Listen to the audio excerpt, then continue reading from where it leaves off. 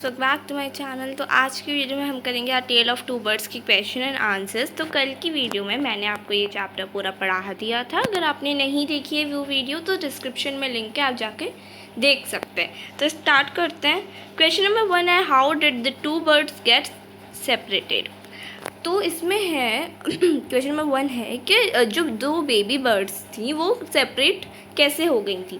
तो इसका आंसर है the two baby birds lived with their mother in a nest in a tall and shady tree. One day there was a big storm with thunder, lightning and rain. A big heavy branch hit the nest and killed the mother bird. The strong wind blew the two baby birds away to the other side of the forest and separated them from each other. तो यहाँ पे है कि जो दो baby birds थी वो अपनी मदर के साथ एक नेस्ट में रहती थी, एक टॉल शेडी ट्री में। तो एक दिन एक मतलब बहुत बड़ा स्ट्रोम, थंडर, लाइटनिंग, रेन हुआ। तो तब एक बहुत बड़ी हैवी ब्रांच उनके नेस्ट पे गिरी, उनके नेस्ट को हिट करी। तो उनकी जो मदर थी वो वहीं पे मर गई थी। और जो स्ट्रॉन्ग विंड थी उसकी वजह से जो टू बेबी बर्ड्स थे वो दोनों अलग अलग साइड में जाके मतलब वो फ्लू अवे हो गए थे बेसिकली। तो वो सेपरेट हो गए थे एक दूसरे से। क्वेश्चन नंबर 2 है, where did each of them find a home.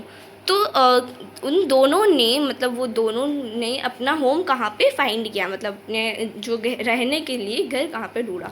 तो आंसर है इसका, one of the baby birds came down near a cave where a gang of robbers lived. The other baby landed outside a Rishi's ashram a little distance away. Thus they found two different homes.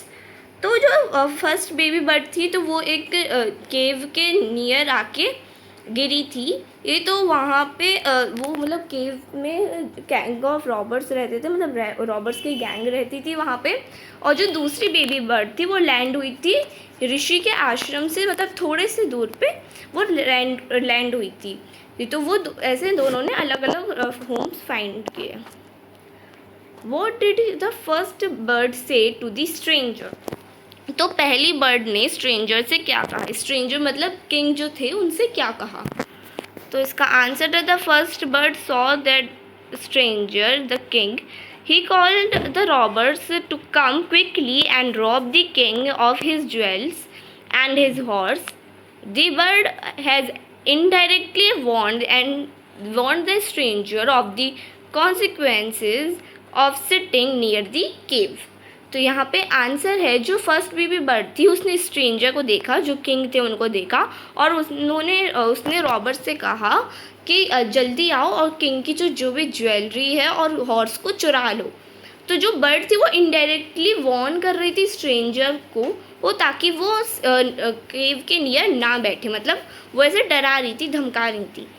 तो question number 4 है, अब what did the second bird से to him. तो जो second bird थी उसने king से क्या कहा। तो आंसर है, the second bird welcome the king to the ashram. He requested the stranger to go inside the ashram, take some rest and make himself comfortable.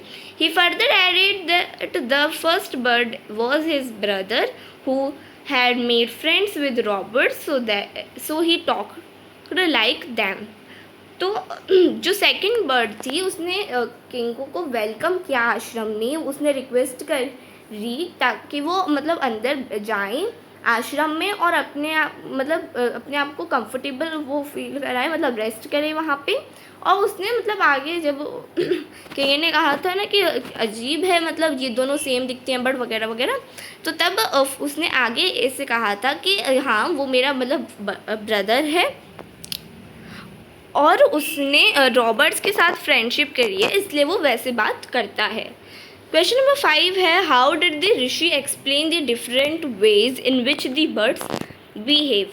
तो ऋषि ने कैसे एक्सप्लेन किया कि डिफरेंट बर्ड जो थे वो डिफरेंटली कैसे बिहेव करती हैं। तो इसका आंसर है, king was surprised about the difference in behaviour between the two birds. The Rishi explained that the first bird imitated the same words that he heard from the robbers, whereas the second bird repeated the words that he had always heard at the ashram. This implies that the difference in way of behavior between the two birds was the result of the company in which they lived.